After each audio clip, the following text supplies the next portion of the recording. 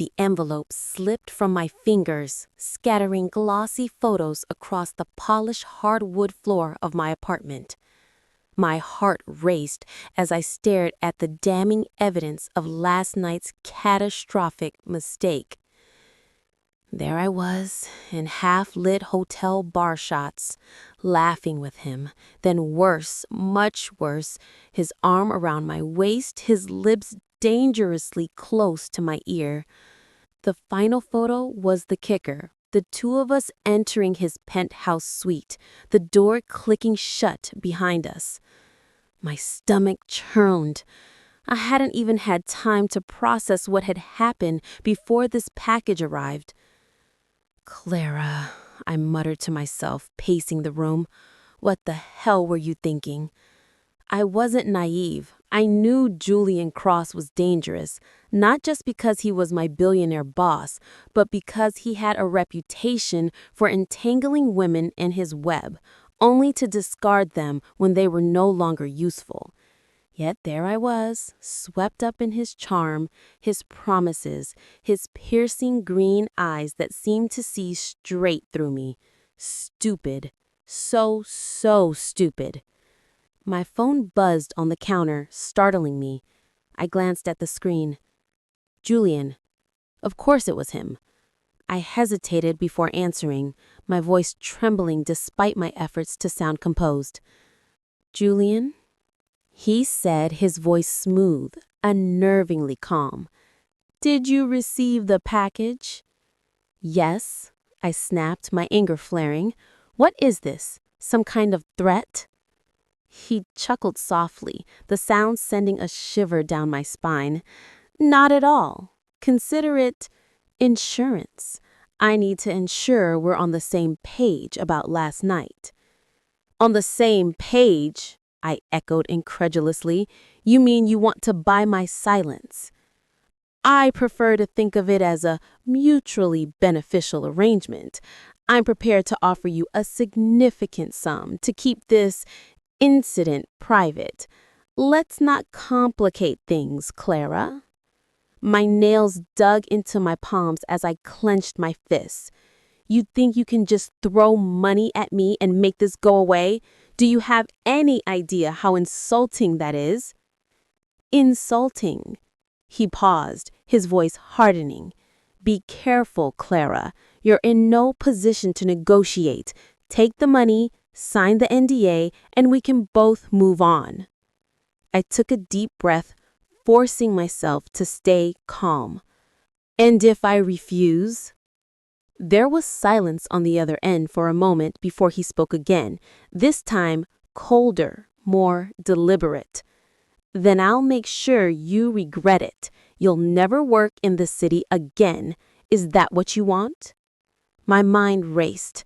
I could feel the weight of his threats pressing down on me, but something inside me snapped. I wasn't going to be bullied into submission, not by him, not by anyone. "You know what, Julian?" I said, my voice steady now, icy. "I've got a better idea. Why don't I send these photos to someone who might find them far more interesting than I do?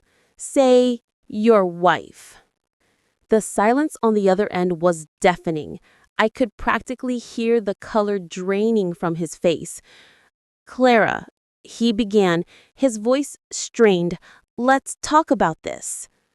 "Oh, we're done talking," I said, cutting him off. "Good luck explaining this to Eleanor." I hung up before he could respond, my hands shaking as I grabbed my laptop. If Julian thought he could intimidate me into silence, he was sorely mistaken. I wasn't just going to fight back. I was going to make sure he regretted ever crossing me. Before I tell you what happened next, please take a second to hit the like button and subscribe. It really helps us grow. Now, back to the story. The moment I pressed send, an eerie calm settled over me. My laptop screen flickered as the email disappeared into the digital void, destined for Eleanor Cross's inbox. I leaned back in my chair, arms crossed, staring at the blank screen.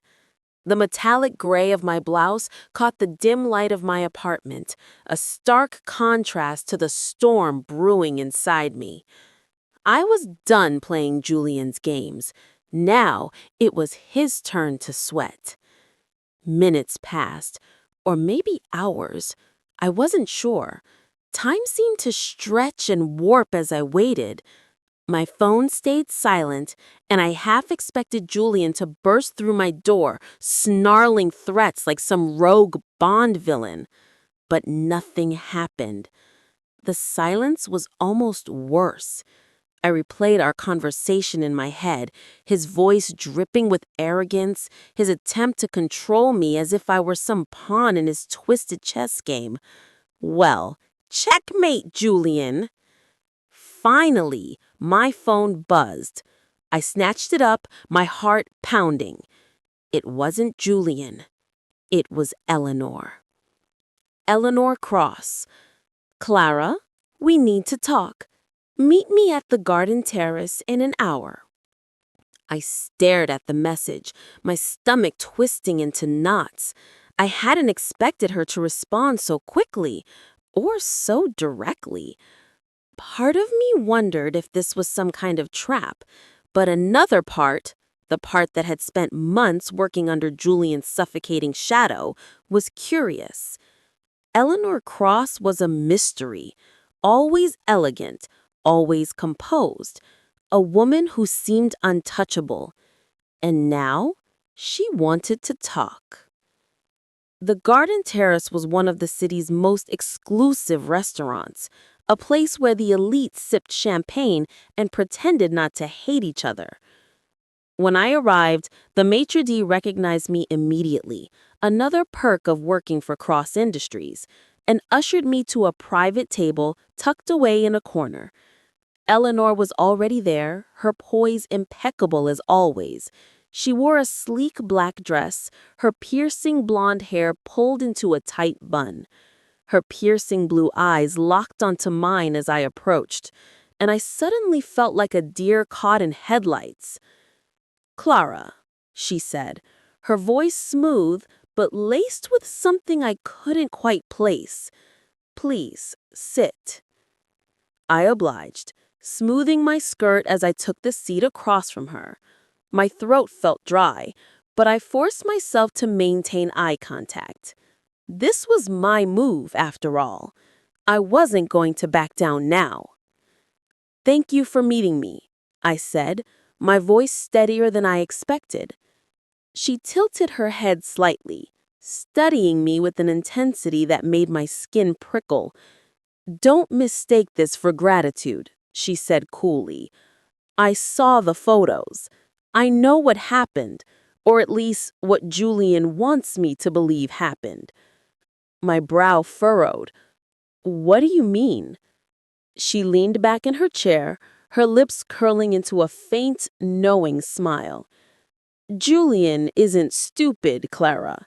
He's calculated. Those photos? He staged them.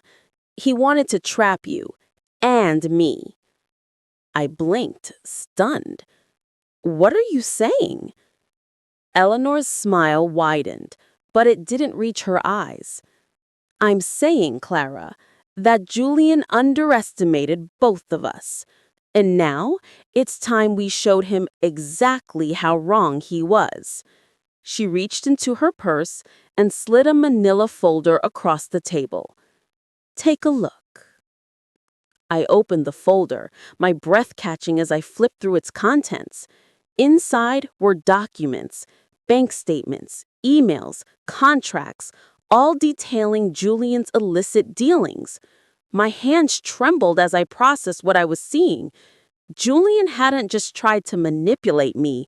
He'd been playing a much bigger game. "What is this?" I asked, my voice barely above a whisper. Eleanor leaned forward, her gaze unwavering. "This," she said, "is how we destroy him."